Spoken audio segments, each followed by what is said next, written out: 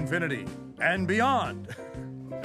The twist villain of Lightyear has a lot of folks buzzing, but the identity of Emperor Zurg was not always going to be who it ends up being in the current film. Who did director Angus Maclane originally have serving as the film's twist villain? Well, stay tuned, because we've got the insider intel. Spoilers ahead, obviously. Well, what kind of story are we telling with Buzz?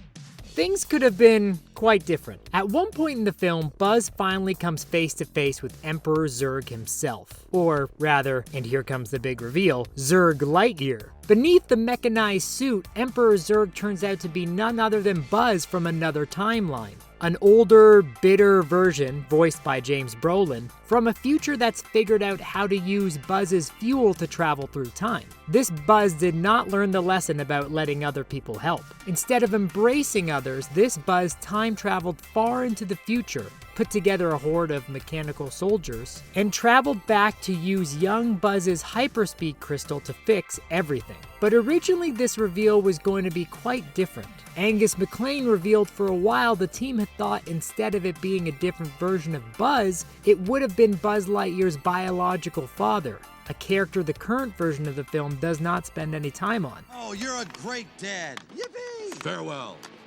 Some people take jokes way too seriously. The production team weren't the only ones thinking this was actually going to be the case. A lot of people had assumed that a throwaway line in Toy Story 2 might have been the actual reality to be revealed in Lightyear. In what was meant as a gag and an homage to Star Wars, while the toy versions of Zurg and Buzz do battle in an elevator shaft, Buzz says, You killed my father!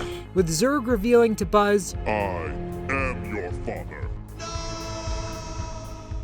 back in 1999, there obviously had not been a fleshed out storyline for Buzz and Zurg.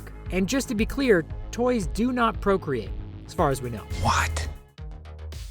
This leads us to Star Wars: Return of the Buzz. Buzz in Lightyear is much like Luke Skywalker in Star Wars. Zurg, since his creation, was always meant as a Darth Vader parody, hence the voice distortion, heavy breathing, large mechanical suit, and general evilness.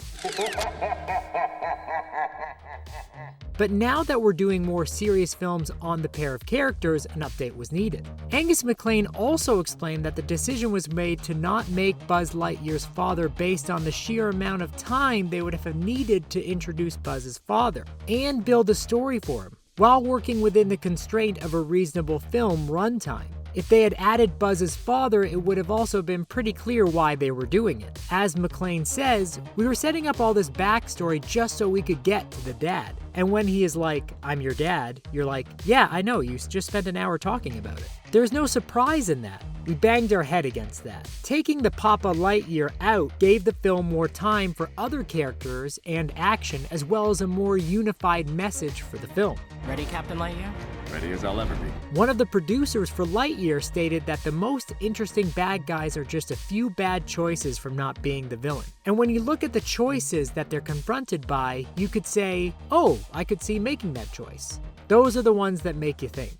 So the decision for Buzz to not have his villain be his father also takes on a more symbolic villain for the film itself, improving on the message it attempts to convey. As the director said himself, the message of the movie is that Buzz needs to be less of a messiah character and a little bit more of a team player. That reflects the realities of what we know in film production. You have to work with the team. It's not any one person. You're not going to have all the answers. Sometimes you need to ask for help. You sure? I'm Buzz Lightyear. I'm always sure. It's a pretty cool idea for a villain, and this film is far from the end of this version of Zurg as we now know. In another sort of homage to Star Wars, Zurg is also revealed in the final post-credits scene to still be alive. Much like Vader floating in space at the end of the first Star Wars film. We say final 3 times because this film had 3 post-credit scenes. Getting a little out of hand with those, Disney. There seems to be no sign of intelligent life anywhere. So there you have it. Papa Buzz got replaced with Buzz himself, and so the story goes. Did you like this version of the film? Or would you have preferred a different Lightyear reveal? Maybe it would have been Woody? Let us know below. If you enjoyed, like and subscribe, and thanks for watching The Things Animated.